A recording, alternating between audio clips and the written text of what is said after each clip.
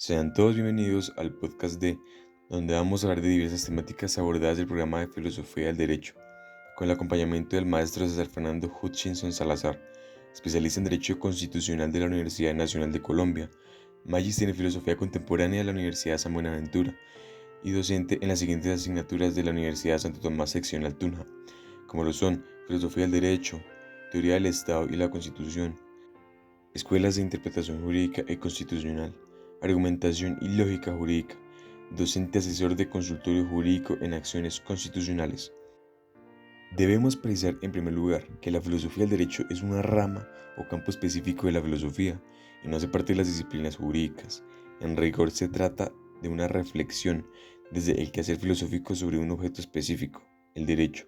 Por ello, es que clásicamente la filosofía del derecho se entiende encaminada a descubrir cuál es la razón del ser del derecho. El primer apartado identifica la filosofía como actividad y como ciencia, con el fin de entender las funciones y orígenes de la filosofía del derecho. Comprender la filosofía como una actividad dirigida hacia algo, los orígenes de la filosofía, la ontología, la epistemología y la ética. El segundo apartado identifica el concepto de norma jurídica.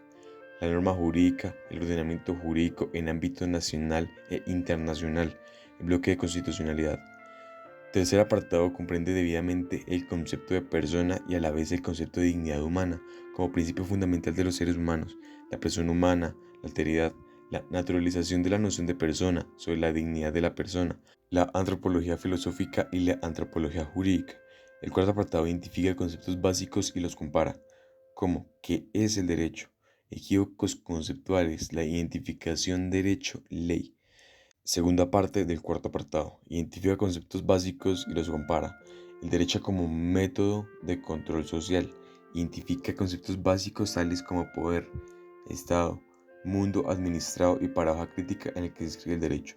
Pues por un lado, desde la tradición kantiana, la norma jurídica es garante del orden y la libertad.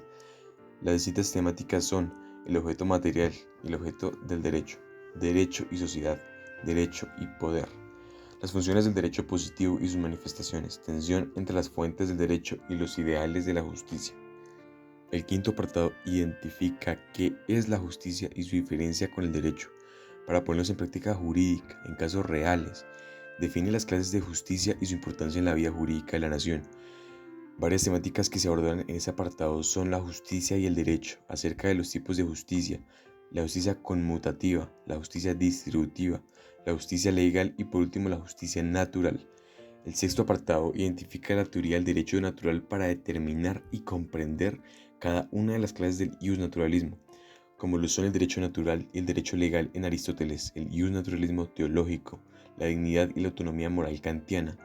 Séptimo apartado identifica conceptos como el positivismo para poder compararlos frente a los conceptos del ius naturalismo, como lo son las escuelas jurídicas del siglo XIX, el positivismo, características y fundamentos. El octavo apartado comprende las características y fundamentos de la escuela del realismo, haciendo una diferencia de las europeas frente a las norteamericanas. El realismo, características y fundamentos. El realismo europeo, el realismo norteamericano. Noveno apartado identifica las principales escuelas de filosofía del derecho, la tercera vía entre Radbruch y Kaufmann, el trialismo jurídico y algunos problemas de la filosofía del derecho, acercamiento de la noción del pospositivismo y sus principales debates. Y el último apartado analiza los debates actuales de la filosofía del derecho, especialmente entre derecho y emociones. La teoría mecanicista de las emociones, la teoría cognitivista de las emociones y su lugar en el mundo del derecho.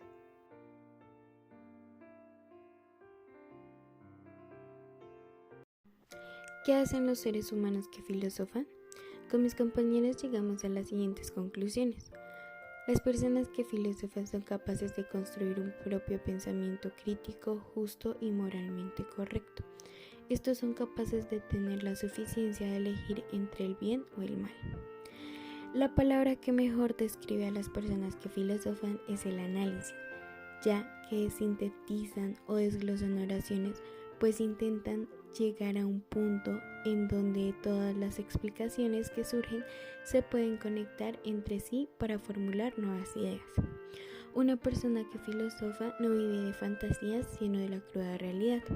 La filosofía sirve para cuestionar nuestro alrededor, para hallar el sentido común y buscar su propia libertad. La filosofía usa como herramienta nuestra propia mente para explicar y transformar preguntas sin sentido, creando una respuesta al análisis de lo obvio. También nos dice que la filosofía la podemos dividir en tres: actitud, academia, objeto. En la actitud podemos encontrar la contemplación, la admiración, el asombro, el diálogo y la crítica. En la academia podemos encontrar autores, obras, escuelas, y en el objeto podemos encontrar problemas y de este se desglosan el pensar y autores.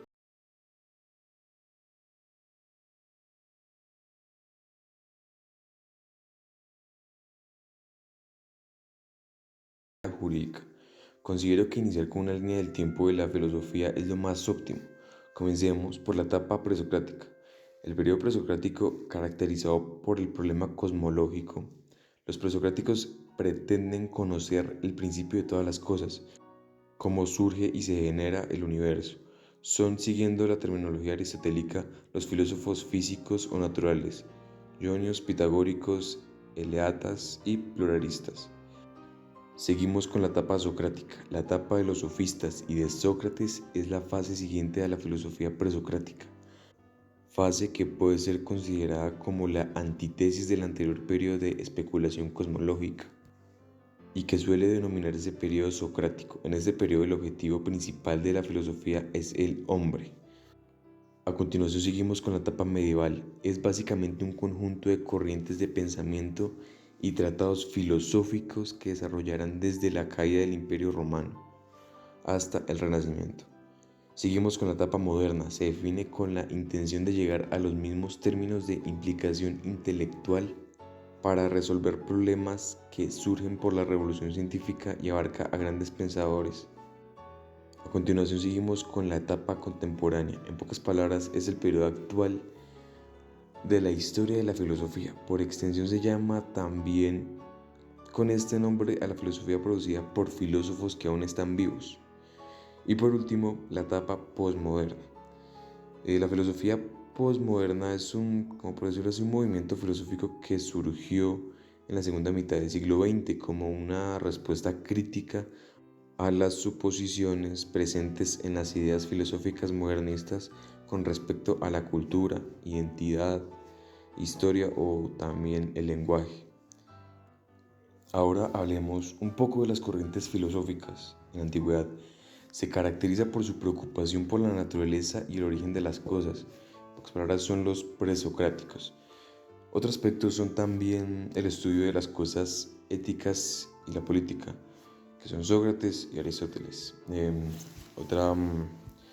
Como por decirlo así, otra corriente es la Edad Media. Se basa en una filosofía subordinada a la teología, la fe como centro de estudio filosófico. Otro puede ser el Renacimiento, el hombre como centro del pensamiento y no de la fe. La Edad Moderna se centraliza en la razón, el antropocentrismo, y abandona de plano la disputa entre fe y razón. La última es la Edad Contemporánea, que abarca temas sociales y de bienestar de la humanidad en relación entre el lenguaje y la filosofía. Algunas escuelas de autores de la filosofía: la Edad Clásica, Grecia y Roma. El periodo clásico integra la historia de las civilizaciones griegas y romana que habitaron la cuenca del Mediterráneo y el Próximo Oriente. Son más puntualmente los presocráticos, la escuela ateniense, escuelas helenísticas y la escuela neoplatónica de Alejandría. La siguiente es la Edad Media y el Renacimiento.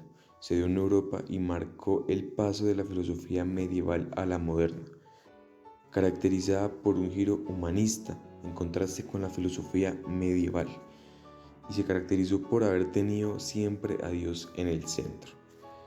Una de estas podría ser la patrística, la filosofía islámica, la filosofía medieval, el humanismo y el erasmismo.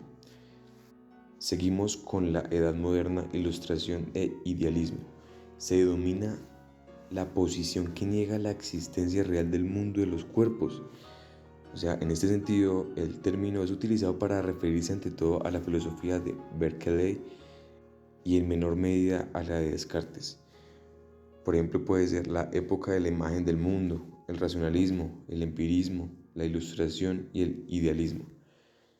Seguimos con la edad contemporánea. Desde los años centrales del siglo XX tiene que situar a los pensadores en la última centuria en una perspectiva desusada, que no coincide con el mundo habitual de representar sus figuras. Algunas podrían ser el materialismo, el positivismo, el utilitarismo, el pesimismo y por último la fenomenología. Iniciaremos conociendo la percepción de influyentes en relación al origen de la filosofía, desde su génesis psicológica. Por ejemplo, Platón es uno de ellos. Por ejemplo, en su texto, en el Teto, muy propio del filósofo es el estado de tu alma, la admiración, porque la filosofía no conoce otro origen que ese. También lo podemos contemplar con Aristóteles, en la metafísica. Dice, citando a Aristóteles, los hombres comienzan y comenzaron siempre a filosofar por la admiración, al principio admirados ante fenómenos más comunes, pero que nos sorprenden de repente. Luego avanzado poco a poco, según él, el ser que filosofa intenta huir de la ignorancia. Es claro que busca el saber en vista del conocimiento y no por alguna utilidad. Muy bonito y todo, pero esos conceptos se quedan cortos. No podemos quedar plenamente satisfechos con esta psicologización del origen de la filosofía. Entonces, miremos la filosofía interpretada desde su génesis sociológica. La consolidación de la democracia influye en la configuración de la actitud filosófica. Otro tema que es muy importante abarcar es la filosofía desde la ciencia e historia. Su relación esencial. La filosofía está en el pasado, en el presente y en el futuro, a diferencia de la ciencia, para la cual el pasado no representa sino un momento de su desarrollo, pero no de su madurez ni de su verdad. La verdad filosófica está en la historia, porque cada sistema o cada filosofía manifiesta una verdad, siempre humana y por eso ajustada a una situación. La filosofía y la ciencia. La ciencia no se trata de todo el mundo y la vida, pero solo funciona si logra delinear un objetivo con cierta precisión. La filosofía no pretende proporcionarnos las verdades concretas, pero sí la condición de la verdad misma. Por esto, podemos seguir conservando el concepto de Habermas para captar esa situación. La ciencia tiene un valor técnico en el caso de las ciencias humanas o de las ciencias animales. También puede conservar este mismo valor técnico, aunque suele tener un valor práctico, es decir, ayudarnos a comprender a nosotros mismos y a los demás. Solo la filosofía puede tener valor libertador, porque no se detiene en el nivel de los problemas técnicos que la ciencia puede resolver, en el nivel de los problemas prácticos de la convivencia, sino que cuestiona los fines que rigen a ambos sistemas. Lo importante para que el pensamiento se convierta en filosofía es que el discurso comience a afectar la existencia, la verdad y el mundo en formas que trascienda cualquier conocimiento particular.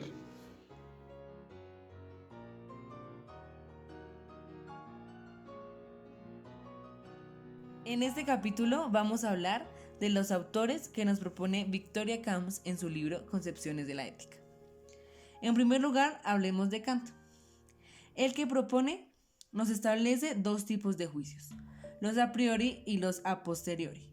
Pero, ¿esto de qué trata? Para establecerlo de manera más sencilla, los primeros que nombré, es decir, los a priori, son aquellos que tengo antes de la experiencia.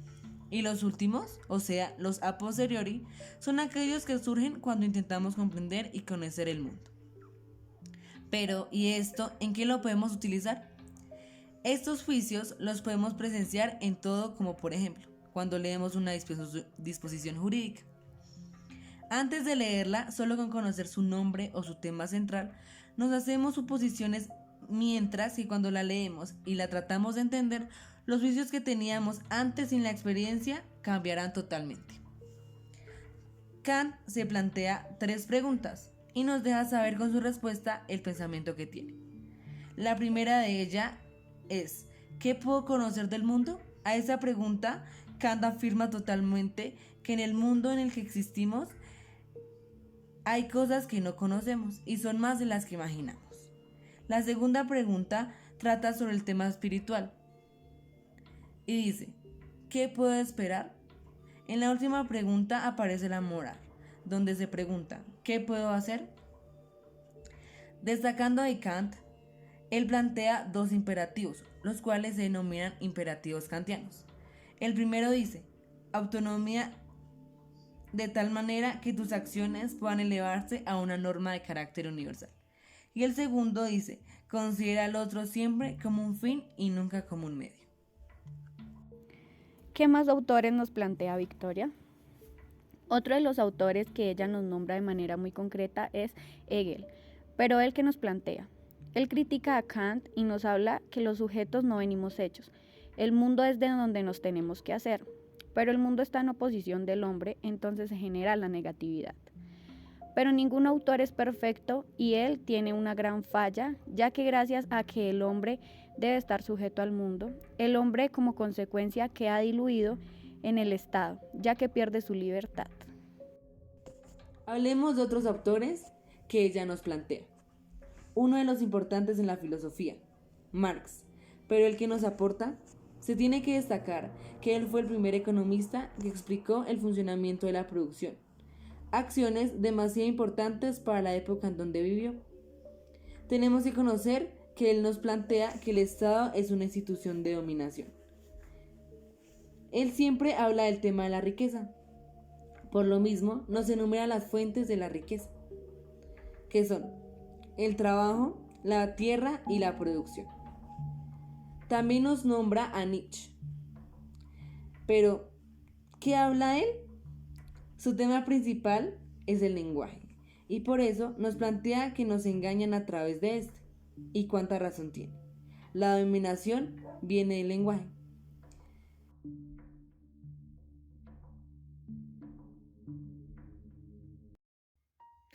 En esta ocasión vamos a hablar sobre un par de temas referentes al poder en el Estado. Y primero quisiera hablar sobre los tipos de prescripción que podemos encontrar en un Estado, los cuales serían la prescripción jurídica y prescripción moral, en la que nos vamos a encargar de desenglosar y a su vez encontrar un paralelo entre qué diferencia cada uno en sus respectivos aspectos. Primero comenzaremos con lo que sería la prescripción jurídica. Este sistema de disposiciones jurídicas que se impone al deber y normas que establecen las bases para una convivencia social. A diferencia de la prescripción moral, que se cataloga como el conjunto de creencias, valores impuestos por las personas aceptados por la misma sociedad. Ahora bien, trataremos de las características principales de cada uno y diferenciarlas.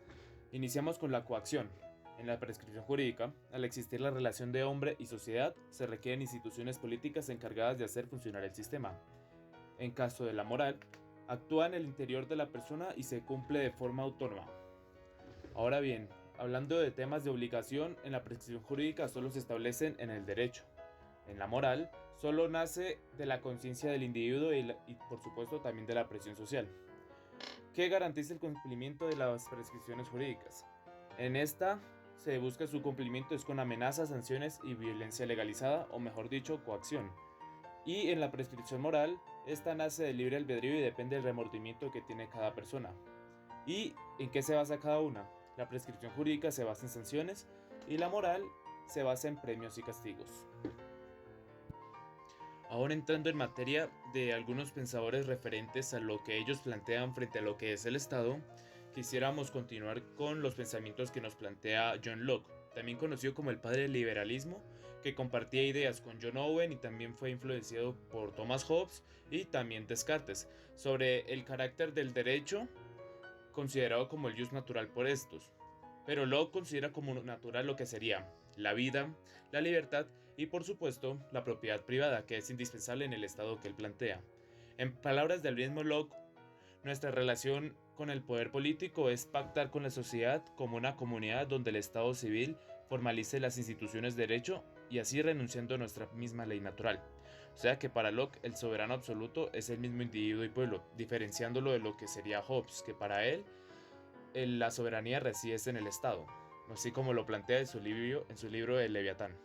Y hablando también de otro pensador contractualista, tenemos a Bóvero, en el que este expresa que las instituciones y derechos ejercen un poder, y este poder lo divide en dos formas políticas de poder político. Tenemos la política realista, en la que él enuncia que el poder político es violencia, el derecho se impone por fuerza legalizada o por medio de coacción de una clase que somete a otra por medio de conocidas disposiciones jurídicas. Y también tiene su contraparte, que sería la política idealista, en la que nos expone una visión contraria a la política realista, siendo este un poder político como el arte del consenso, la palabra, el pacto y por supuesto la paz que ésta busca. También cabe recalcar que San Agustín, él viene a ser siendo citado por Bóvero, en el que nos explica que el por qué nosotros obedecemos. Y bien, para él dice que el poder del Estado cuenta con los atributos de legalidad, legitimidad y validez, ya que el hombre no puede obedecer solo al miedo del castigo y la sanción, ya que es un ser racional. Por lo que nosotros tomamos un acuerdo entre las voluntades para cumplir estas normas, pero tienen que depender de ciertos factores para que nosotros las consideremos como dignas de ser cumplidas. A continuación conoceremos la percepción del autor Herbert Lionel Hart, que fue uno de los filósofos del derecho más importantes del siglo XX. Estudió abogacía en el New College, Oxford. En su obra El concepto de derecho, lo característico de la aportación hartiana consiste en abordar los problemas clásicos de la fundamentación del derecho con las nuevas herramientas de la filosofía analítica impulsada por Wittgenstein, Riley y Austin. Su concepto de derecho es: Hart afirma directamente que los problemas fundamentales de toda teoría del derecho y que él estudiará en el libro son tres. La primera, las relaciones entre derecho y moral, o entre la obligación jurídica y la obligación moral, las relaciones entre el derecho y la pura coacción, y por último, el problema de qué son las reglas, en qué medida el derecho consiste en reglas y de qué tipo son las reglas jurídicas. Las fuentes de pensamiento de Hart son: Hart toma contacto con el positivismo normativista de Hans Kelsen, un orden jerárquico de manera piramidal. En la parte superior encontramos la Constitución denominada la Carta Magna. En el segundo nivel está la ley, que son las leyes orgánicas, y el decreto de urgencia. En el tercer nivel están las resoluciones legislativas, que son emitidas por el Congreso. En el cuarto nivel están los decretos supremos, que son emitidos por el Ejecutivo. En el último nivel, que es el quinto, son las resoluciones supremas, que son emitidas por los ministerios. La regla de reconocimiento en Hart. La regla de reconocimiento es aquella pauta que establece qué características deben reunir el resto de reglas para ser miembros del sistema jurídico vigente. El sistema normativo como sistema de fuentes. En cuanto a esta aplicabilidad de este postulado en la actualidad, está un poco relacionado a la distinción de los sentidos del bloque de constitucionalidad en Colombia, que son: en el nivel más interno está el texto de la Constitución Política de 1991, le sigue el bloque de constitucionalidad en sentido estricto, y por último de los niveles está el bloque de constitucionalidad en sentido lato. El siguiente autor es Thomas Hobbes, que fue un filósofo inglés considerado uno de los fundadores de la filosofía política moderna. Fue un filósofo inglés cuya obra, El Leviatán, influyó de manera importante en el desarrollo de la filosofía política occidental.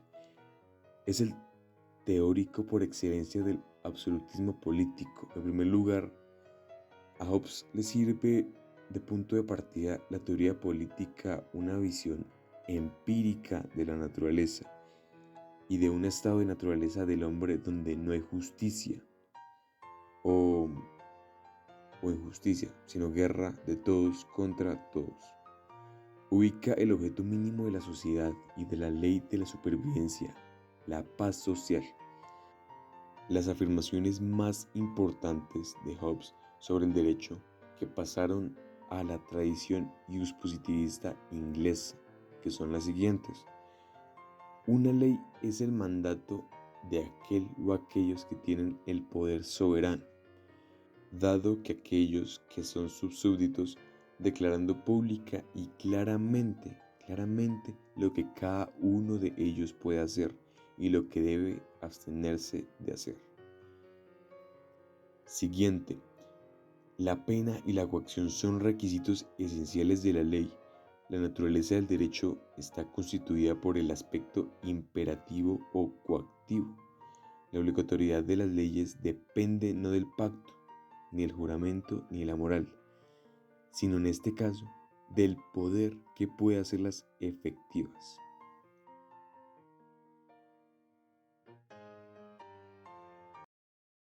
Hola Dalila, ¿qué tema vamos a tratar hoy? Hola Ronald, hoy vamos a tratar la ley moral y regla de reconocimiento. Hay que tener en cuenta que el naturalismo es un orden moral en donde hay diferentes leyes. Sí, también en el naturalismo está la ley divina y la ley natural. Pero también encontramos la ley civil. San Agustín nos muestra dos tipos de ciudades, la ciudad divina en donde todo es perfecto y la ciudad terrenal. Y según Tomás de Aquino, el reino es un poder político que puede ser liderado o por el rey o por el tirano. También nos dice que el rey gobierna de acuerdo al derecho y aspira al derecho divino que por naturaleza tiende a lo justo. Y según Aristóteles, lo justo es el destino que el hombre ocupa en un lugar social. El hombre tiene tres propiedades, que son la vida, la libertad y los bienes. El hombre tiene el poder de juzgar y castigar, pero para ello requiere instituciones jurídicas. Y pues las instituciones jurídicas necesitan del Estado, del poder y de las leyes. El Estado está sometido a la ley, el principio de la legalidad y la legitimidad. La comunidad debe acudir a la ley civil, en donde si una persona entra en conflicto con otra, se necesita de un tercero que intervenga a solucionarlo. A esto le denominamos juez. Por otro lado, con las normas se presentan problemas de interpretación y argumentación del derecho. Varios problemas de sus principios son la validez, la vigencia, la eficacia, el control y lo político. Las normas son mandatos acompañados de sanciones. Y las normas tienen un lenguaje jurídico que garantiza la exactitud, la certeza, claridad y coherencia. Pero también puede ser un problema. En el lenguaje jurídico encontramos la etimología de normas. La positiva es ¿qué puedo hacer? Pero también encontramos una negativa, ¿qué es lo que no puedo hacer? Esta contiene dos tipos de norma. La norma de permiso y la norma de prohibición. El lenguaje jurídico presenta un núcleo que no se discute, es decir, una norma que todos lean pero que no pueda ser discutible. También podemos encontrar una zona de penumbra, que es en donde se desvanece o se extingue la función de la norma, que es guiar, es decir, la falta de criterio normativo. Y ahora en el tema de la regla de reconocimiento, pues esta explica qué reglas hacen parte del sistema o no, es decir, que establece qué características deben reunir las reglas. Y como ejemplo tenemos la ley de las 12 tablas en el derecho romano y la constitución política en Colombia. Hart y la regla de reconocimiento. Entonces, él nos dice que para que exista esta regla, los jueces deben tener una actitud de aceptar dicha regla. Pero debe ser una actitud en donde se muestre que identifican y están dispuestos a aplicar las reglas. Encontramos tipos de reglas, están las de reconocimiento, las primarias. Las secundarias, las de competencia y las de adjudicación. Hay que tener en cuenta que las primarias son las que imponen deberes. Y las secundarias confieren potestades. Y según el libro de conceptos del derecho de Herbert Hatt, podemos sacar unos conceptos importantes. Las reglas morales imponen obligaciones y excluyen ciertas áreas de conducta de la libre elección del individuo para comportarse como le place. No solo el derecho y la moral comparten un vocabulario de modo que puede hablarse. También tenemos unos problemas. Uno de ellos es que el sistema jurídico consiste, por lo menos en general, en reglas y no podría haber sido puesto en duda ni considerarlo difícil de entender. También tenemos que hacernos la pregunta de ¿qué son las reglas? Nos dice que las reglas jurídicas pueden tener un núcleo central de definición discutido y en algunos casos puede ser difícil imaginar un debate acerca del significado de la regla. Sin embargo, todas las reglas poseen una penumbra de incertidumbre donde el juez tiene que elegir entre alternativas. También hay otras preguntas y puede ser que ¿en qué diferencia el derecho de las órdenes respaldadas por amenazas y qué relación tiene con ellas? ¿O qué son las reglas y en qué medida el derecho es una cuestión de reglas? En el capítulo 2 nos habla acerca de las normas jurídicas, mandatos y órdenes. Nos dice que variedad de imperativos. El intento más claro y más completo de analizar el concepto de derecho en términos de los elementos aparentemente simples de mandatos y hábitos fue el que realizó John Austin. Entonces, en las variedades de situación social es en que las formas imperativas del lenguaje se usan característicamente. Entonces, se puede ilustrar en el caso del asaltante que le dice al empleado del banco: entrégueme el dinero o disparo. Su nota distintiva que nos lleva a decir que el asaltante ordena al empleado y no simplemente le pide, y menos todavía le suplica que le entregue el dinero, es que es para asegurar el cumplimiento de sus deseos expresados. El primero amenaza con hacer algo. Podríamos decir que con propiedad que el asaltante ordenó al empleado entregarle el dinero y que el último obedeció, pero sería en alguna medida equívoco expresar que el asaltante dio una orden al empleado, puesto que esta frase, que tiene resonancias militares, sugiere que hay algún derecho o autoridad para dar órdenes. También nos habla de los principios del derecho en relación con las normas. Nos habla del principio del imperio de la ley, de la vigencia temporal de la ley, del principio de obediencia de la ley y de su eficacia, y del principio de supremacia. Y pues hay una diversidad en las normas jurídicas, y pues no todas las normas ordenan hacer o no hacer algo. Entonces es patente que no todas las normas ordenan hacer o no hacer algo, pues todas las normas genuinas, según este modo de ver, son órdenes condicionales a los funcionarios para que apliquen sanciones. Todas tienen esta forma: si se hace, omite o ocurre algo del género X, entonces que se le aplique una sanción del género Y. Reglas primarias y secundarias. En primer lugar, las normas primarias imponen obligaciones, mientras que las secundarias confieren potestades. Un ejemplo de norma secundaria sería aquello que autoriza a los jueces decidir casos o al Congreso a dictar leyes. Entonces, las normas penales y las de responsabilidad civil son típicos casos de normas primarias.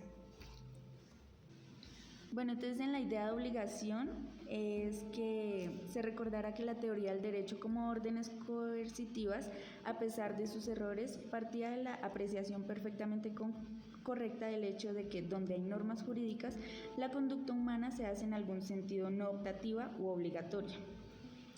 Y con respecto a las reglas de adjudicación, las reglas de adjudicación especifican las condiciones que deben cumplir unas decisiones para ser consideradas verdades jurídicas sobre si infringen las normas primarias. Muchas gracias, Ronald. Espero que esto nos haya servido de repaso. Gracias, Dalila.